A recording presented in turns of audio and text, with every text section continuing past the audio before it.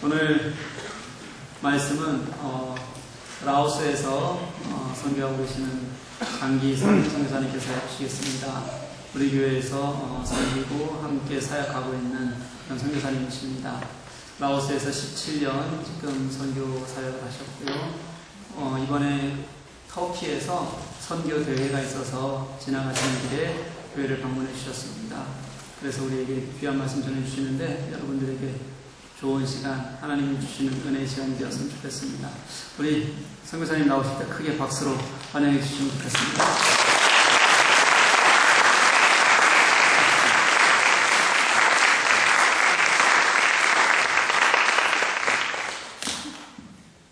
네, 얼마나 사모했는지 모릅니다. 정말 꼭 한 번은 와 뵙고 싶었고요. 그리고 또 멀리 떨어져 있는데 계속 중보해 주시고 기도해 주시고 한 것에 대해서 제 마음에 그 감사와 기쁨을 정말 표할 기회가 있었으면 좋겠다. 이렇게 하나님 앞에 늘 그런 기대가 있었습니다. 오늘 이렇게 또 선교 현장을 한번 함께 나눌 수 있는 귀한 시간, 또 목사님께서 주일 한 번밖에 없는 예배 시간인데 허락해 주셔서 감사드립니다. 저희는 라오스에서 이렇게 주일 오후에 어린이들하고 예배드릴 때 제가 꼭 이 찬양을 함께 드립니다. 바자오센디 바자오센디 바자오센디 송센디 컹하오.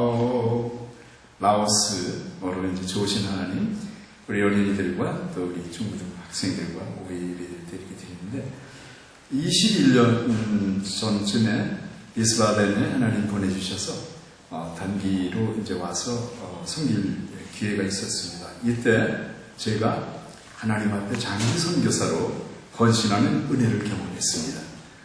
장기 선교사가 되는 것이 하나님의 깊은 섭리였습니다. 제 부모님이 제 이름을 장기 선교사의 줄임말 같이 장기선이라고 지었기 때문입니다. 아마 제 이름을 잊어버릴 분이 없을 거예요. 단기 선교사가 아니라 장기 선교사. 장기선. 라오스에서 사역을 17년째 해오고 있지만 모든 것이 오늘 찬양, 지금 방금 찬양처럼 하나님의 좋으신 하나님의 은혜였습니다. 라오스는 인도 차이나 반도 내륙, 태국과 베트남 사이에 위치한 인구 700만, GNP가 한 1,500불 정도 되는 공산 국가입니다. 충청북도와 같이 바다가 없는 나라로 남북한 합친 것보다 조금 큰 면적에 상시 여름에 무더운 열대 기후에 그러한 건기후기가 있는 나라입니다. 은둔의 나라인 라오스가 한국의 그 예능 프로그램이죠. 꽃보다 청춘으로 TV 방송을 타는 바람에 한국에 그 많은 한국 관광객들이 오고 있습니다. 17년 전에 제가 처음 라오스에 들어갔을 때는 삼엄한 공산국가였습니다. 수많은 경찰 조직으로 국민을 통제하고 그리고 외국인에 대해서 특히 감시가 심했는데 소수 선교사들에게는 이것이 상당한 그 부담이 되고 그 엄중한 감시가 상당히 참 힘들었습니다. 한밤중에 구둣발로 서너 명의 정복 경찰들이 들이닥쳐서 여권, 비자 그리고 노동 허가서를 검사하곤 했습니다. 숨막히는 순간이었습니다. 요즘엔 외국인 투자자들과 관광객이 많이 와서 은밀한 감시 체제로 바뀌었습니다. 최근 3년 새 올해도 이제 한 가정이 추방이 되었는데 한국 선교사가 한 80여 가정이 있는데 3년 새 2가정이 추방당했습니다. 경찰의 감시를 늘 의식하면서 선교 사역을 하기가 쉽지 않았고 그렇다고 손 놓고 지낼 수는 더더욱 없었습니다. 저는 라오스에서 3가지 그런 측면에서 사역을 해오고 있습니다. 첫째로는 지방 마을 개척 사역으로서 공산국가면서도 가난한 나라라 지방의 열악한 그런 교육 환경, 정말 흙바닥에 책상 몇 개 놓고 다 떨어져가는 칠판 하나 걸어놓은 것이 전부고, 떨어져가는 그런 비가 새는 그런 교실을 새로 지어주거나 또 고쳐주거나 하는 그 일을 해오고 있습니다. 그래서 그러한 NGO 사역으로서 지방 초등학교 유치원을 해주고, 그러므로서 이제 학교 선생님들 또 그 마을의 어린이들 그리고 마을 사람들을 접촉하며 교육하며 하는 전도를 해오고 있습니다. 물론 공개 전도는 어렵고요. 접촉해서 마음이 열린 분들과 1대1 전도를 하고 해오고 있습니다. 둘째로는 수도 외곽, 우리 수도가 BNTN인데 그 외곽에 음악학교를 열어서 그 터전 위에서 청소년 양육과 예배 사역을 해오고 있습니다. 올해는 저희 학교 내 예배당과 도서실을 건축해서 그런 초, 중고생들과 예배드리고 마을 청소년 그런 전도에 집중하고 있습니다. 매주 토요일 대학생 제자 양육을 이제 해오고 있습니다. 세 번째로는 이제 현지 교회, 라오스가 현지 교회가 있다니 놀라실 거예요. 1902년도 스위스 브레들이 그 최초로 이제 복음을 전해서 공산화 75년도 공산화되기까지는 상당히 크리스찬들이 많았습니다. 공산화되면서 많은 교회 리더십들과 선교사들이 미국으로 또 프랑스로 이렇게 많이 떠났습니다. 라오스 복음 교단 하에 지금 700개 교회와 15만 명의 성도들이 지금 신앙생활을 해오고 계속 부흥해 가고 있습니다. 그래서 저는 처음부터 라오스 복음교단과 이제 연합해서 협력하는 사역, 전도 봉사 사역을 협력해 오고 있습니다. 그러면 잠깐 현장 네커트 사진을 좀 보면서 설명을 드리겠습니다. 올해 이제 처음 여기가 이제 우리 학교 뒤편에 한 40여 평의 그 예배당을 이렇게 치웠습니다. 그래서 그 아이들과 함께 예배드리고 또 일부는 도서실로 지금 쓰고자 하고 있습니다. 계속 넘겨주시죠. 그래서 우리가 음악학교 내에 이렇게 주일날 오후에 어린이들 모아서 함께 예배를 드리고 있는 그런 모습입니다. 네. 그리고 여기는 이제 대학생들인데요. 대학 국립대학생들 이제 한 10명에게 장학금을 이제 전해주고 계속 제자 양육하는 학생입니다. 네. 그리고 마을 인접 붙어 있는 초등학교에 저희 영어 교사를 또 한 4년째 교사가 없기 때문에 해주고 있습니다. 네, 영어 교사입니다. 그리고 지방의 초등학교는 우리가 건축비 중에서 건축 자재비만 지원해서 마을 사람들과 함께 지어져가는 그런 초등학교 현장 건축 현장입니다.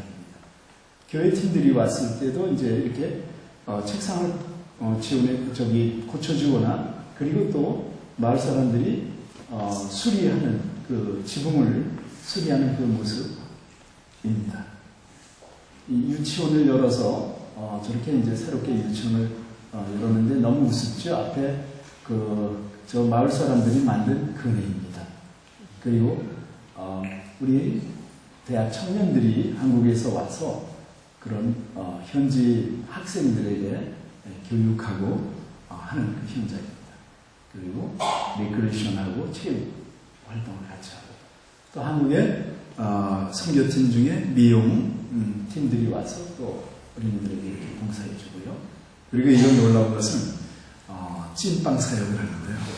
네, 여기는 한 1200m 되는 산 부족입니다. 수수부족.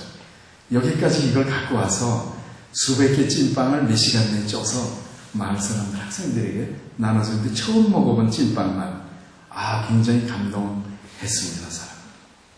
그리고 이렇게 한국어를 가르치는 그런 교실이 아이들에게 이렇게 만드는 그런 현장 교실. 그리고 아이들과 함께 그런 구충제를 나누고 또 학용법을 나누는 모습. 네. 이렇게 우리가 라오스 한의원 공산국가라 닫힌 지역이 돼서 공개적인 전도를 못했고, 저도 목사 선교사지만 제가 현지인들에게 이렇게 예배를 공개적으로 공식적으로 예배를 드리는 그런 일을 못합니다. 저희가 좀 오해 그저 학교 성인이 아니죠. 어린이들이기 때문에 마을 사람들이 그것을 묵인해주고 용인해줘서 제가 4년째 이제 예배를 드리고 있습니다. 마을 청소년들하고. 그래서 라오스에서 사역을 하면서 선교사로서 어떻게 선교해야 할지를 늘 고민하면서 주님 앞에 기도합니다. 주님, 제가 이렇게 하는 것이 하나님 뜻에 맞는지요? 어떻게 하는 것이 하나님 기뻐하시는 올바른 선교입니까? 이렇게 하나님 앞에 물어가면서 주님 앞에 기도합니다. 몇 년 전에 기도 중 오늘 본문 말씀이 떠올랐습니다. 교회 개척도 못하고 공산국가여서 주일이지만 목사인 나 자신은 설교할 수 없는 그런 상황이 10년쯤 넘어가니 참으로 답답했습니다. 때로는 참담한 심정으로 영적 침체도 경험했습니다. 그때 주셨던 하나님 말씀이 오늘 말씀입니다. 너는 그걸 제가 받기를 이렇게 받았습니다. 너는 먼저 그의 하나님의 나라와 하나님의 의를 구하라. 오늘 본문 말씀이 내게는 이와 같이 들렸습니다. 그래, 내가 교회 개척을 못하고 교회를 못 세우고 주일날 설교를 못한다 할지라도 하나님 나라와 하나님 의를 이루는 일은 할 수 있지 않을까. 이 말씀으로 주의 위로하심과 힘을 얻었습니다. 그런데 말입니다. 이 말씀의 관점으로 그동안 제가 해오던 사역을 살펴보니 참으로 말씀과 많이 동떨어졌구나 하는 생각이 들었습니다. 하나님의 일, 하나님의 사역이라고 하면서 은근히 나의 왕국을 꿈꾸하고 하나님의 사람을 세운다고 하면서 나를 잘 따르는 나의 사람으로 만들려고 했고 하나님의 의가 아닌 나의 의와 고집으로 했던 것이 떠올라서 하나님 앞에 부끄러워졌습니다. 하나님 나라를 꿈꾸면서 내가 주인 행세해왔고 하나님의 마음과 뜻과 상관없는 나의 의의 잣대로 야단치고 치리했던 그 학생들 그리고 주변 사람들과 동역자들이 떠올랐습니다. 얼굴이 뜨뜻해져서 하나님 앞에 회개했습니다. 별세 후에 가야 할 하나님 나라가 있지만 오늘 우리가 경험하는 하나님 나라도 있습니다.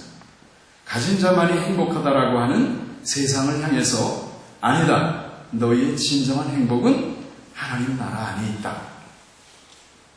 하나님의 평화와 사랑이 가득한 곳, 주님이 임재하시고 역사하시고 성령께서 임하셔서 그 성령의 숨결이 느껴지는 풍요로운 사랑의 공동체, 그런 가정, 교회 모임들이 하나님 나라가 됩니다.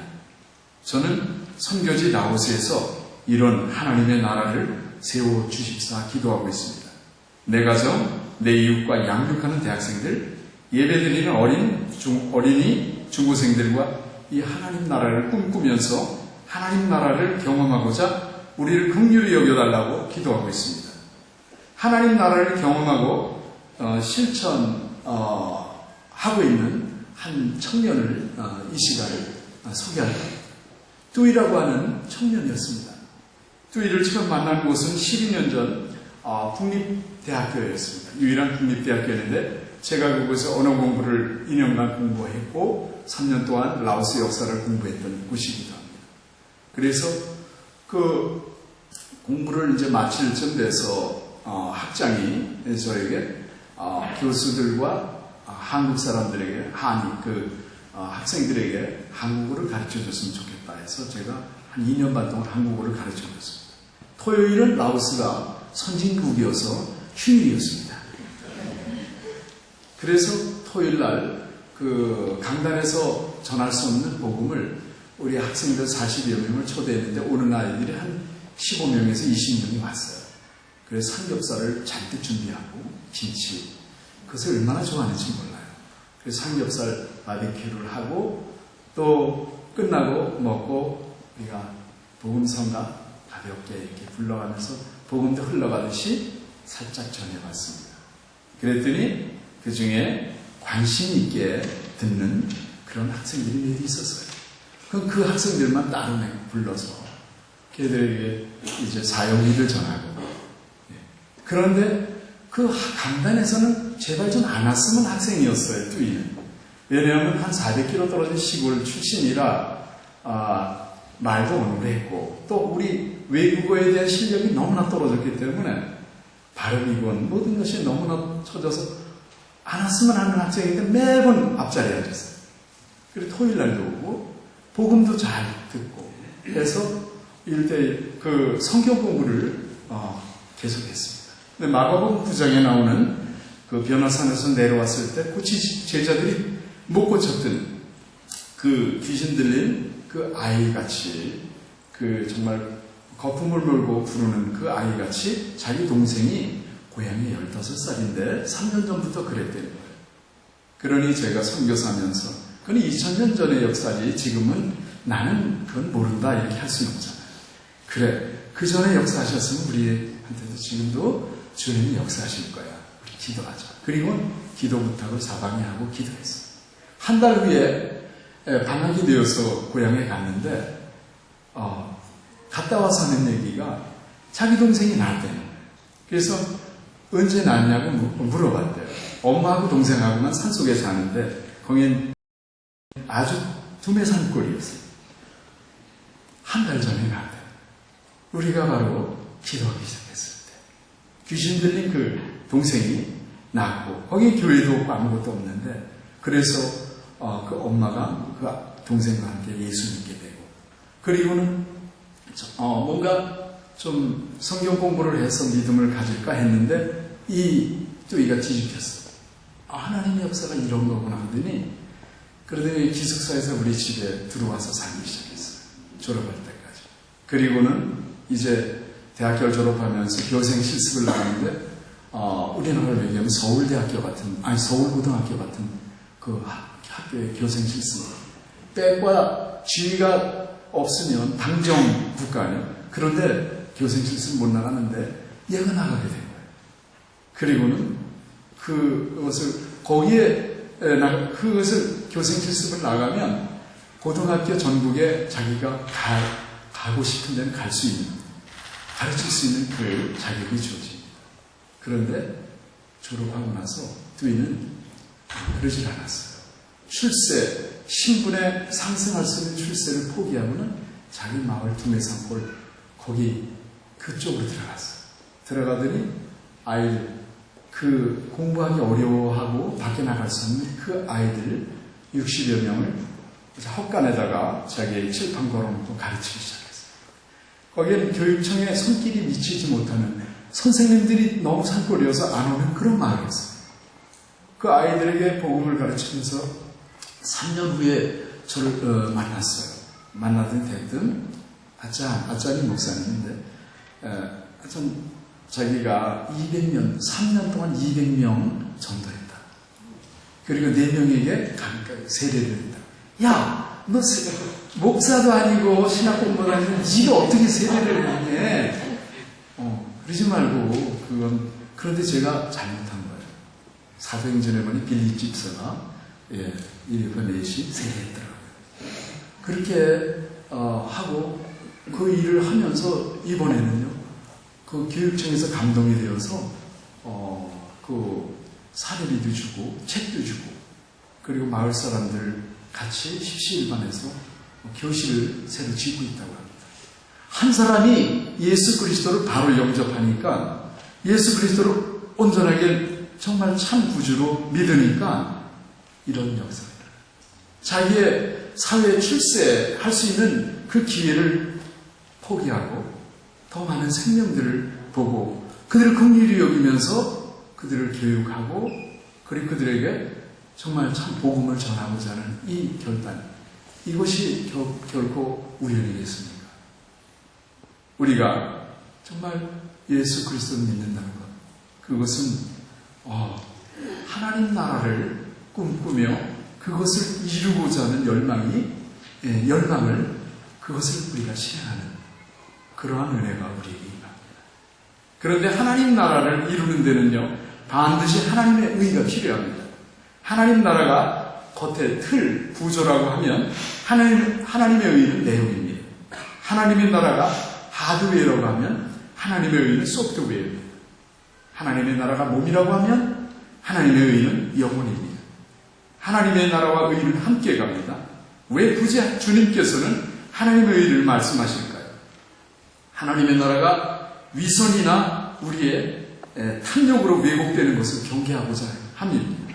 오늘 본문 마태복음 6장 33절만 오늘 우리가 함께 읽었지만 6장 1절에 보면요. 사람에게 보이려고 그들 앞에서 너희 의를 행하지 않도록 주의하라. 그리하지 아니하면 하늘에 계신 너희 아버지께 상을 받지 못하느니라. 여기서 너의 의라고 말씀합니다. 나의 의. 하나님의 의와 나의 의가 다르구나. 하나님 오늘 지금 6장을 1절에서부터 쭉 말씀하시면서 결론적으로 그런즉 너희는 먼저 그의 나라와 그의 의를 구하라. 이렇게 결론적으로 우리가 선포하죠. 그래서 여기에는 하나님의 의와 나의 의가 있구나. 그런데 나의 의와 하나님의 의는 어떤 차이가 있을까요? 나의 의는 사람 앞에서 행하지만 하나님의 의는 하나님 앞에서만 행합니다. 나의 의는 사람에게 영광 받으려고 하지만 하나님의 의는 하나님께만 영광을 돌립니다. 나의 의는 사람들에게 보이려고 하지만 하나님의 의는 은밀하게 행합니다. 나의 의는 자기 상을 이미 받았다고 예수님께서 선언하십니다. 그러나 하나님의 의는 하나님께서 친히 갚아주신다고 말씀하십니다.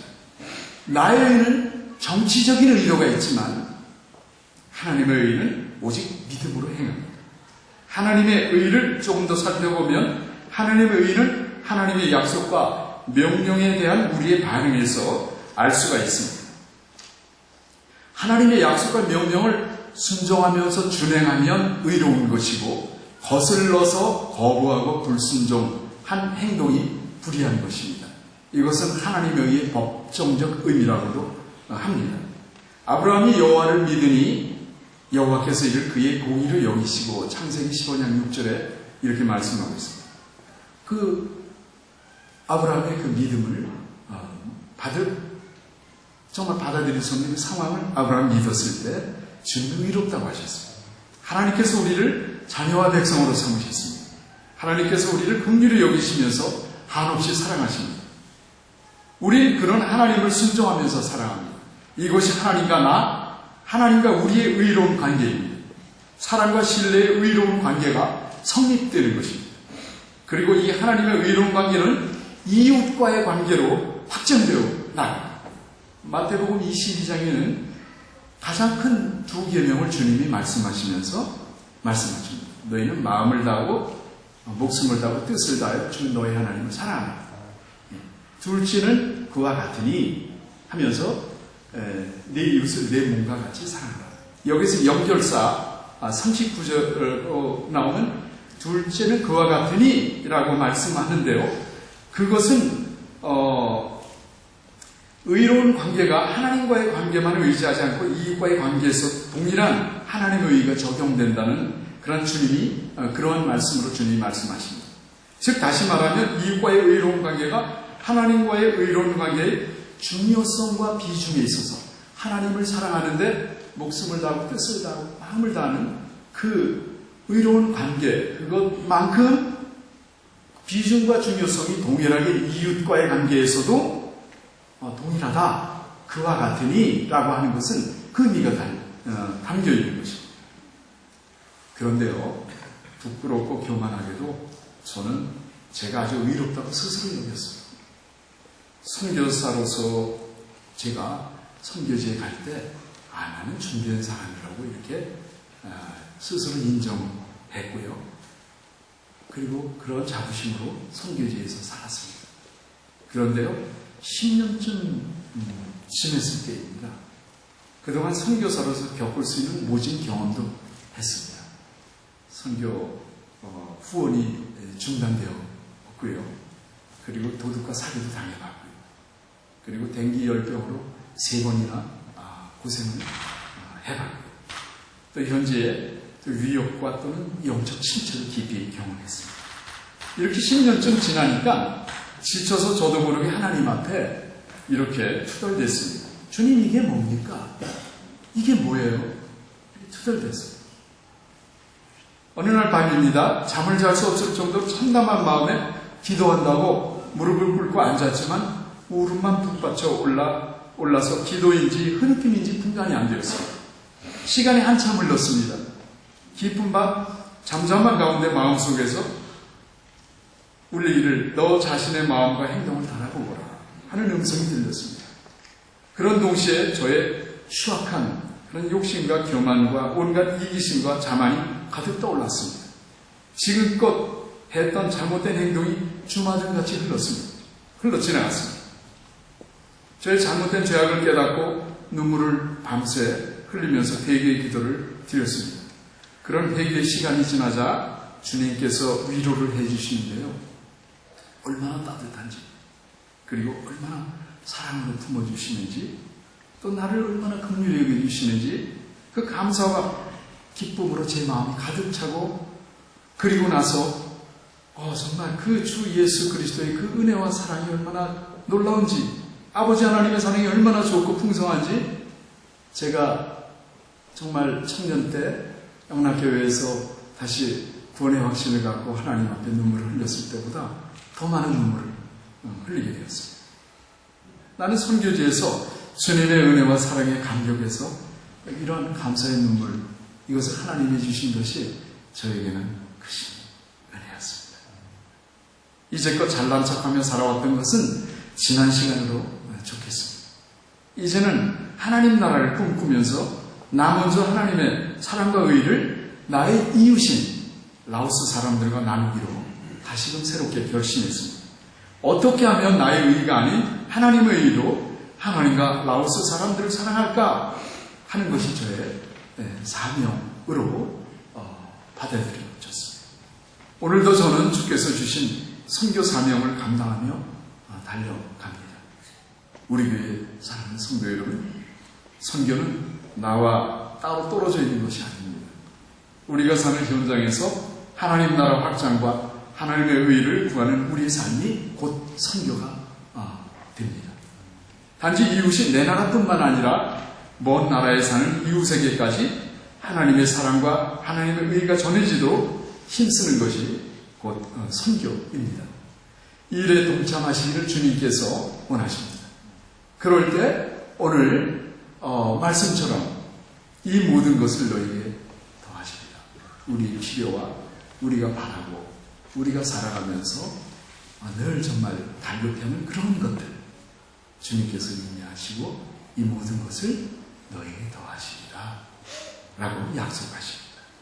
우리가 비록 고국 땅을 떠나 독일에 살고 있지만 주님께 동행하면서 주님과 친밀한 교제와 사귐을 통해서 하나님의 나라와 의를 이루는 그런 삶을 살아갈 때 하나님은 우리와 함께 하시면서, 그리고 하나님께서 예비하신 놀라운 은혜와 사랑으로 우리 각 사람들의 삶에 친히 주님이 임재하시고 역사하실 것입니다.